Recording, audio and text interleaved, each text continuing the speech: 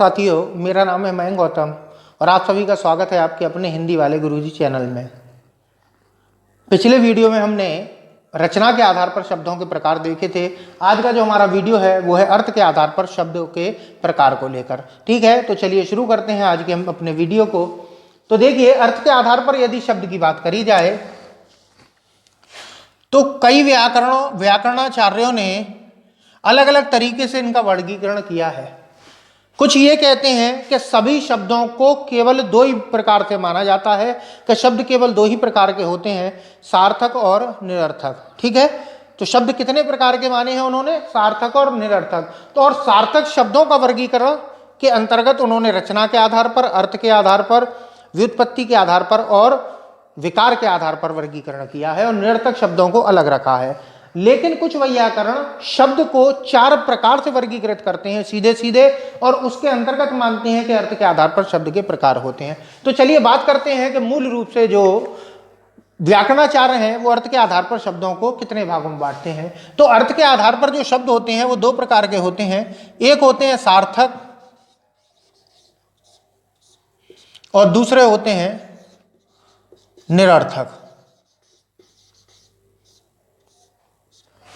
ठीक है, सार्थक और निरर्थक। अब चलिए बात करते हैं सार्थक और निरर्थक की। अगर आप ध्यान दें तो दोनों में ही अर्थ संबंधित है, अर्थ से ही संबंधित है। देखिए क्या है, सार्थक का मतलब होता है सहधन अर्थ, अर्थात ऐसे शब्द जिनका कोई ना कोई अर्थ हो। ठीक है, वो शब्द क्या होते हैं? सार्थक होते हैं। और निरर्थक वे शब्द होते हैं जिनका कोई अर्थ ना हो। हम इस पर चर्चा करेंगे, पहले सार्थक की बात कर लेते हैं। सार्थक मतलब वे शब्द जिनका कोई ना कोई अर्थ हो। जैसे मैं कोई भी शब्द लिख दूं, जैसे मैंने चलो रोटी लिख दिया, क्या इसका कोई अर्थ है? हाँ जी, एक बार में समझ में आ रहा है रोटी एक शब्द है। ठीक है, चलो मैंने और लिख दिया सूर्य, क्या इसका अर्थ निकल के आ रहा है? हाँ जी।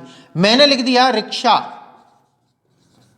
क्या इसका कोई अर्थ निकल के आ रहा है? हाँ जी, निकल के आ रहा है। तो ये शब्द क्या है? सार्थक है। इसी तरीके से मैंने लिखा कपड़ा, क्या इसका कोई अर्थ निकल के आ रहा है? हाँ जी, निकल के आ रहा है। तो ये शब्द क्या है? सार्थक है। इसी तरीके से मैं कुछ और लिख देता हूं, जैसे पानी, ठीक है, चाय, ये सभी शब्द क्या हैं? सार्थक हैं, क्योंकि इनका कोई ना कोई अर्थ है। तो वे शब्द जिनका कोई ना कोई अर्थ हो वही क्या है? सार्थक है। अब बात कर लेते हैं निरर्थक। निरर्थक का मतलब ऐसे शब्द जिनका कोई अर्थ ना हो। अब थोड़ा सा विचार करिएगा, मैंने आपको बताया था शब्द की परिभाषा। शब्द किसे कहते हैं? शब्द हम उसे कहते हैं जो वर्णों का समूह या ध्वनि समूह अर्थ प्रदान करे। तो सीधी सी बात है कि अगर कोई वर्णों का समूह अर्थ ही नहीं प्रदान कर रहा तो उसको तो हम शब्द ही नहीं कहेंगे। तो फिर यहां निरर्थक शब्द वाली बात आ कहां से गई? निरर्थक शब्द कैसे बात निकल कर आई? क्योंकि जब वर्णों का समूह अर्थ ही प्रदान नहीं करेगा तो उसको तो हम शब्द ही नहीं कहेंगे। तो फिर निरर्थक वाली बात आई कहां से? समझते हैं कहां से आई? ये इसलिए आई है कि ऐसे शब्द जिनका प्रयोग हम अपनी भाषा में तो करते हैं लेकिन उनका कोई अर्थ नहीं होता, वो शब्द क्या कहलाते हैं? निरर्थक कहलाते हैं। और ऐसे बहुत सारे शब्द हैं जिनका प्रयोग हम अपनी भाषा में करते तो हैं लेकिन उनका कोई अर्थ नहीं होता है। जैसे मान के चलिए आप किसी के घर गए और उससे जैसे ही वो आप उसके घर पहुंचे, उसने तुरंत कहा, अरे भाई मेहमान आए हैं, चाय वाय पिलाओ। क्या पिलाओ? चाय बाय। अब भाई चलो चाय तो आप पी लोगे, बाय कहां से पियोगे? आप तुरंत कहते ना भाई साहब चाय रहने दो, बाय बनवा लो। तो क्या इस बाय का कोई अर्थ है? नहीं है। तो ऐसे ही शब्द क्या है? निरर्थक कहलाते हैं, जिनका प्रयोग हम भाषा में करते तो हैं लेकिन उनका कोई अर्थ नहीं होता। ठीक है, तो बात समझ में आ गई? जैसे यहाँ रोटी ओटी कहते हैं, भाई साहब रोटी ओटी खा के जाना, तो ये ओटी शब्द क्या है? निरर्थक है लेकिन भाषा में प्रयोग होता है। इसी तरीके रिक्शा भिक्षा कहते हैं ना, रिक्शा भिक्षा नहीं मिला, तो भाई रिक्शा तो मिला ही नहीं, भिक्षा भी नहीं मिला। भिक्षा क्या होता है? कुछ भी नहीं होता। इसी तरीके से कपड़ा फपड़ा सिलवा लो, कपड़ा फपड़ा, पानी आनी, पानी वानी, भाई साहब पानी वानी पी जाओ, तो पानी तो सार्थक है और वानी क्या है? निरर्थक है। इनका प्रयोग ज्यादातर सार्थक शब्दों के साथ में ही होता है। बात क्लियर हो रही है? तो निरर्थक शब्द क्या होते हैं? जिनका कोई अर्थ ना हो लेकिन हमारी भाषा में व्यवहृत हो, अर्थात प्रयोग किए जाते हैं, वही क्या है? निरर्थक शब्द हैं। इसी तरीके से चाय फाय, ठीक है, बहुत सारे इन शब्दों की बात करी जाती है। निरर्थक शब्द में कुछ और भी बताता हूं, जैसे कि हम कहते हैं ना कि अरे चोर को देखते ही, वो पुलिस को देखते ही जो चोर है वो फुर्र हो गया। क्या हो गया? फुर्र हो गया। ठीक है, इसी तरीके से कि भाई साहब टें हो गई, टें। ठीक है, हमारे इधर का हम जहाँ रहते हैं वहीं पास में एक कानपुर में एक शब्द चलता है भौकाल। क्या चलता है? भौकाल। भौकाल का मतलब जलवा। और जहां हम रहते हैं वहां एक शब्द चलता है झापा। अब इसका भी कोई अर्थ नहीं है, लेकिन भाषा में प्रयोग करते हैं हमारे यहाँ। इसका भी कोई अर्थ नहीं है, लेकिन हमारे यहाँ भाषा में इसका प्रयोग किया जाता है। इसी तरीके से और भी कई शब्द होते हैं, उनको मैं और बता दूं। ज्यादातर बोलियों के जो शब्द होते हैं, जो हमारी बोली से हिंदी में आए हैं, वो अधिकतर क्या होते हैं? निरर्थक होते हैं, क्योंकि उनका अर्थ केवल किन के लिए होता है? उस भाषा को या उन शब्दों को बोलने वालों के लिए। तो बात आपकी समझ में आई, सार्थक क्या होते हैं और निरर्थक क्या होते हैं। वैसे निरर्थक आप इनका कोई अर्थ ना हो, लेकिन हमारी भाषा में प्रयोग होते हो, ऐसे शब्दों को निरर्थक कहते हैं। अब देखिए एक चीज और बताता हूं, अर्थ के आधार पर कुछ वैयाकरणों ने 5 प्रकार भी बताए हैं। सार्थक निरर्थक नहीं, सार्थक शब्दों के, यानी कि कहा जाए तो अर्थ के आधार पर शब्द 5 प्रकार के बताए हैं, या फिर सार्थक शब्द 5 प्रकार के होते हैं। वो 5 प्रकार कौन कौन से बताए हैं देखिए। सबसे पहला बनाया है एकार्थक। ठीक है, दूसरा बताया है अनेकार्थक। ठीक है, इसके बाद तीसरा है पर्याय या समानार्थक। ठीक है, चौथा है विलोमार्थक। ठीक है, और 5वां है अनेक शब्दों के लिए एक शब्द।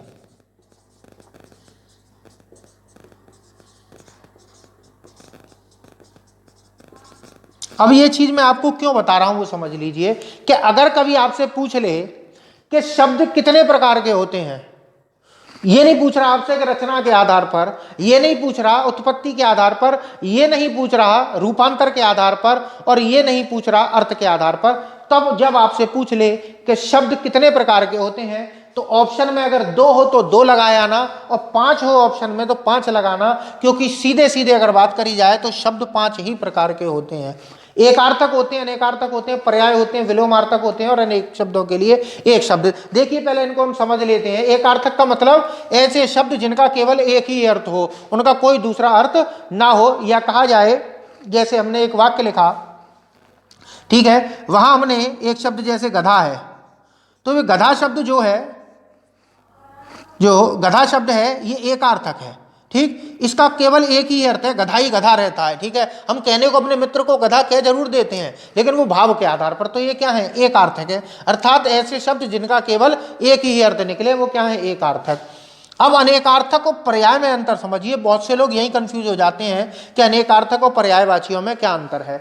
अनेकार्थक का मतलब है कि एक नाम की कई वस्तुएं होना, और पर्याय का मतलब है कि एक वस्तु के कई नाम होना।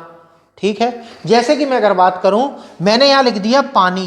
अब पानी क्या है? एक नाम है, और इसकी विभिन्न चीजों को कहा जाता है पानी। जैसे कि अगर मैं बात करूं, पानी माने जल भी है, पानी माने शर्म भी है, पानी माने प्रतिष्ठा भी है।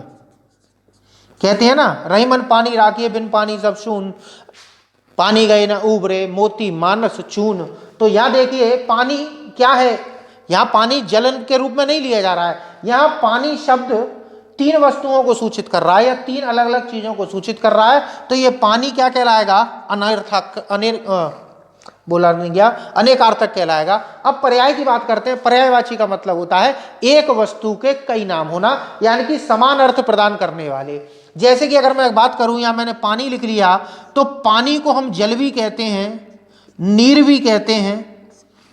ठीक है, तो ये क्या है? इसके नाम है पानी के। और ये क्या है कि पानी नाम की 3 चीजें होती हैं। तो बात समझ में आए? अनेकार्थक और पर्याय में विलोमार्थक का अर्थ होता है जब विलोम शब्द जोड़े से लिखे जाएं, जैसे राजा रानी।